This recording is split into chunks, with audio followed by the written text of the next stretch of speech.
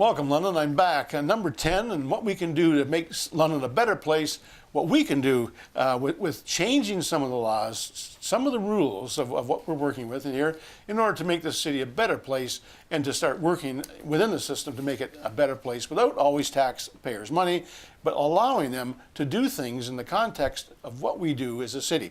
So, for example, we suggested an idea that we look for public funding opportunities. If people wanted to give to some charitable work, that they could do it not only for a charitable company that may or may not be doing that, but do it through their own ideas, through the city. For example, if I wanted to do some charitable receipts, get a charitable receipt for funding for, let's say, $1 million I want to give to the city and do a research, that would be possible. Probably 95% of it would go to the research for whatever I suggested. So let's say it's research could be a whole bunch of things that you might come up with, and then all you have to do is the city has to make sure it's being done properly as part of their tax donation.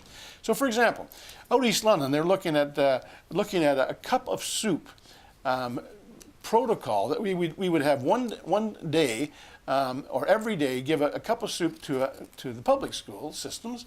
And they would have a cup of soup, a nutritional cup of soup, to help them both in study and to get through life, and then make sure that it goes to that, and we can have a job creation involved with that.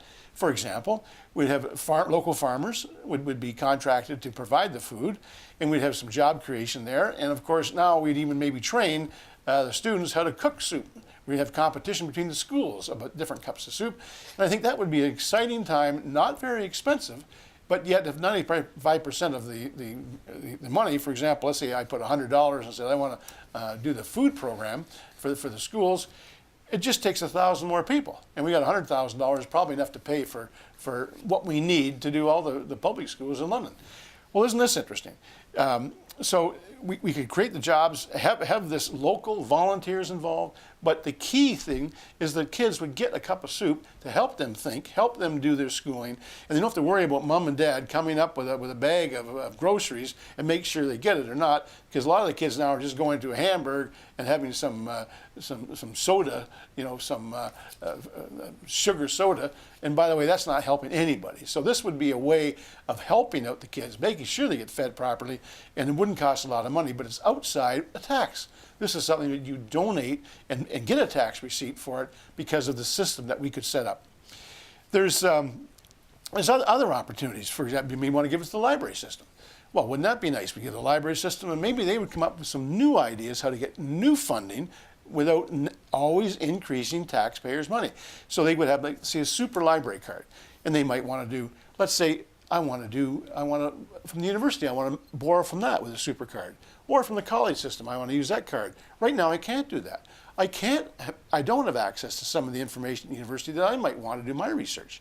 So that would be an opportunity where they could maybe even have a Netflix afternoon for the kids in the afternoon or morning or whatever, to have them utilize a bigger opportunity for more things that the library system can provide without always, buying a video and then having to rent that out. Maybe they go watch some videos. So I think there's some opportunities there, and I think even our head of our library system is going to be the chair of the library system across Ontario, which means that, wow, wouldn't we help if all the library systems got that idea to go back to government and say, I want to change some of the library rules so that we can allow ourselves to go after more funding that is legal and more opportunities for me to get into the library system or do some research at the university, or other people do that so that they can then grow their business or come up with new companies if that in fact is the opportunity. So there's some ways we could do that. And when it comes to research, this is exciting times that I noted when I had a medical research in Hamilton. We had 4 medical doctors, walk-in doctors, a doctor of Chinese medicine, homeopath, chiropractor, massage therapist on staff. And interesting things were going on there. And I'm the only person, I guess, electrical engineer hiring and firing doctors.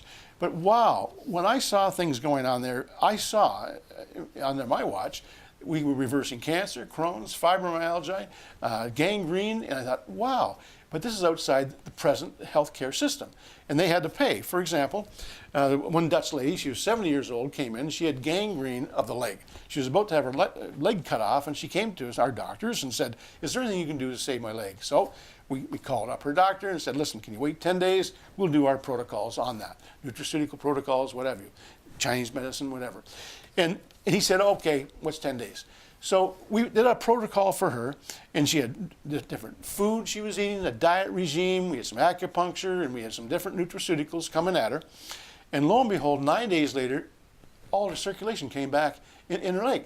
Her gangrene, except for the black on her toe, and we went back to the doctor. She said, I can't cut your leg off now. I can't cut it off. Well, isn't that interesting?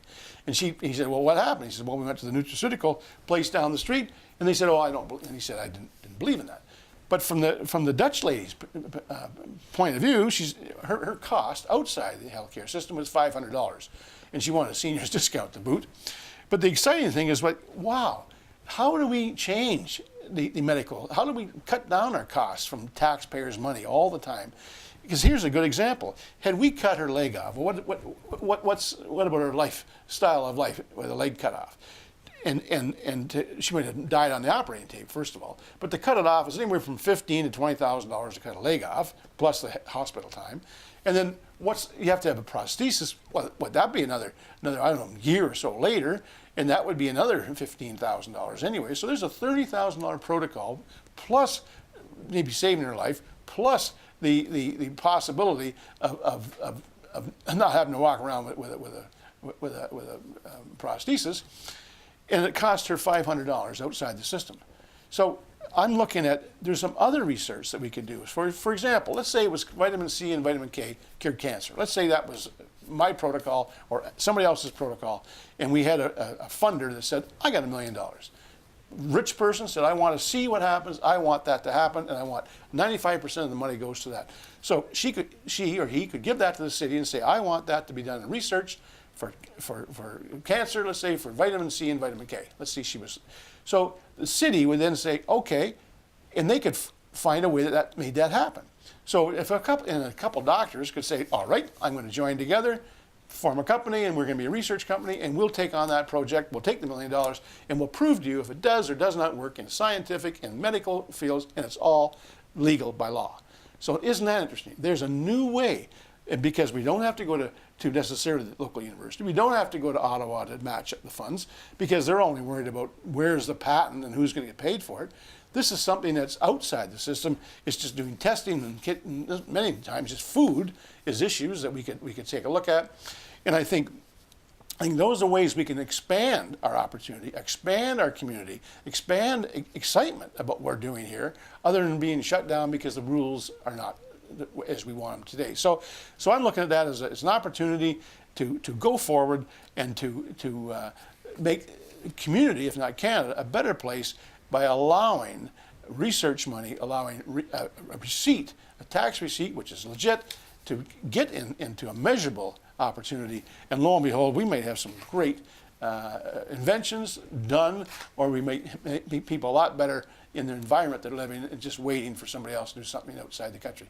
So thank you for listening to me today, and hopefully you can return and give me some of your feedback as to how these things can and cannot work.